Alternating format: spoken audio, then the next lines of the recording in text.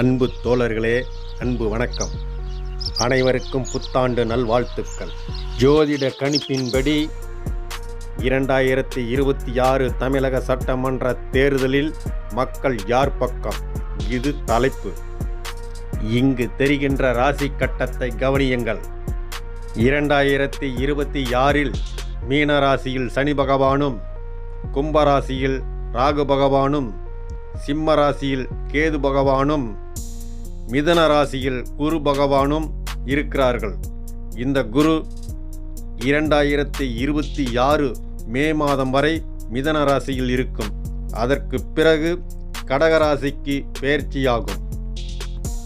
இப்படிப்பட்ட கோச்சார பலன் சூழ்நிலையில் கிரகங்கள் இருக்கின்ற நிலையில் கட்சி தலைவர்களும் நமது தொண்டர்களும் தேர்தலை சந்திக்க இருக்கிறார்கள். இதில் யாருக்கு பலம் கிடைக்கும், மக்கள் யார் பக்கம் இருப்பார்கள் என்பதை பற்றி இந்த பதிவில் பார்ப்போம். தற்போது சிம்ம ராசியில் கேது பகவான் இருக்கிறார். சிம்ம ராசி நண்பர்களுக்கு அவங்க பொண்ணுங்களுக்கு திருமணமாகாத நிலை இருந்தால் திருமணமாகி தன்னை விட்டு பிரிந்து செல்வார்கள். சிம்ம ராசி நண்பர்கள் வேலை செய்கின்ற இடத்திலோ அல்லது தான் குடியிருக்கின்ற இடத்தையோ பழைய நண்பர்களை விட்டு பிரிந்து செல்லும் நிலை வரலாம். சிம்ம ராசிக்கு 7ஆம் இடமாக வருவது கும்பராசி. கும்பராசியின் அதிபதி சனி பகவான். இந்த சனி பகவான் 8ஆம் இடத்தில் இருக்கிறார் சிம்ம ராசிக்கு. இந்த அமைப்பை எப்படி காட்டுகிறது என்றால், 7ஆம் இடம் என்பது தனது நண்பர்களையும் கூட இருப்பவர்களையும் காட்டுகிறது. இவர்கள் 8ஆம் இடத்திற்கு சென்று மறைந்து விடுகிறார்கள். இதைத்தான் சனி பகவான் காட்டுகிறார். கூட இருப்பவர்களும் நண்பர்களும் 8ஆம் இடத்தில் போய் மறைகின்ற காரணத்தால் சிம்ம ராசிக்காரர்கள் இந்த தேர்தலை சந்திப்பதில் மக்கள் பலம் இவர்களுக்கு குறைவாகத்தான் இருக்கும்.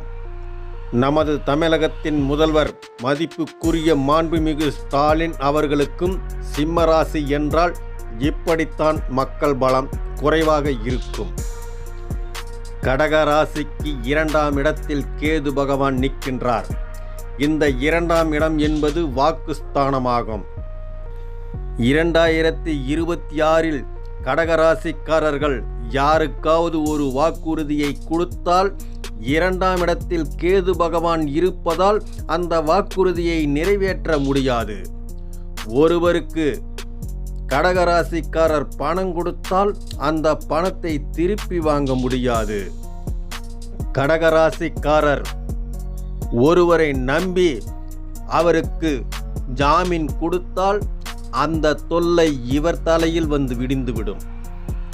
கடகராசிக்கு 9ஆம் இடம், அதாவது பாக்கியஸ்தானம், அதிர்ஷ்டஸ்தானம் என்று சொல்லக்கூடிய இடம் மீனராசி. அந்த மீனராசியில் 8ஆம் இடத்துக்கு உண்டான சனி பகவான் நிற்பதால் இவருக்கு கிடைக்கின்ற அதிர்ஷ்டங்களை சனி பகவான் தடுத்து விடுவார்.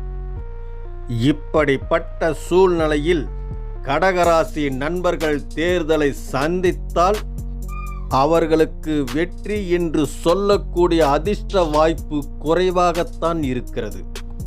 தாவேகா தலைவர் விஜய் அவர்களும் கடகராசி என்றால் அவர்களுக்கும் இப்படித்தான்.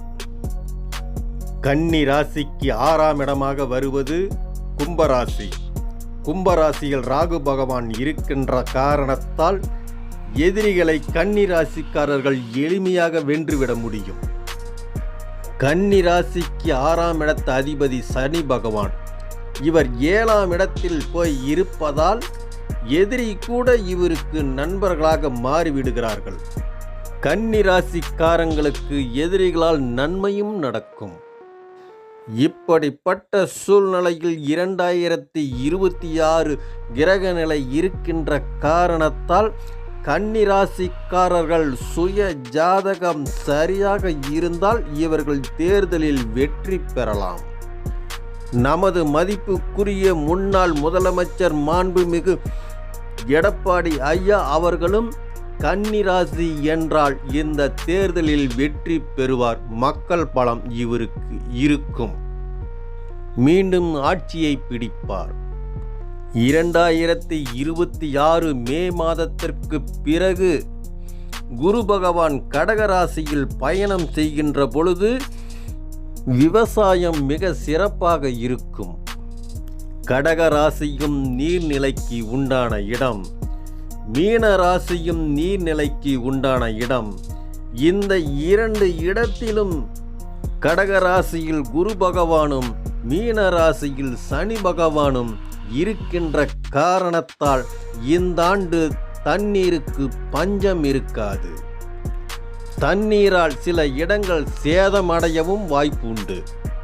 நண்பர்களே, நீங்கள் எந்த ராசியில் பிறந்திருந்தாலும் சரி, எந்த லக்கணத்தில் பிறந்திருந்தாலும் சரி, உங்களுக்கு சனி மகா திசை நடக்கிறது என்றால் அல்லது சனி புத்தி நடக்கிறது என்றால் இந்த 2026 ஆண்டு ஒரு சிறப்பு ஆண்டாக இருக்கும். நேயர்களே, இந்த பதிவு உங்களுக்கு பிடித்திருந்தால் லைக் பண்ணுங்கள், நண்பர்களுக்கு ஷேர் பண்ணுங்கள், சப்ஸ்கிரைப் பண்ணுங்கள். நன்றி நேயர்களே. நாம் மீண்டும் அடுத்த பதிவில் சந்திக்கும் வரை நலமே விளையும் நல்வாழ்த்துக்கள்.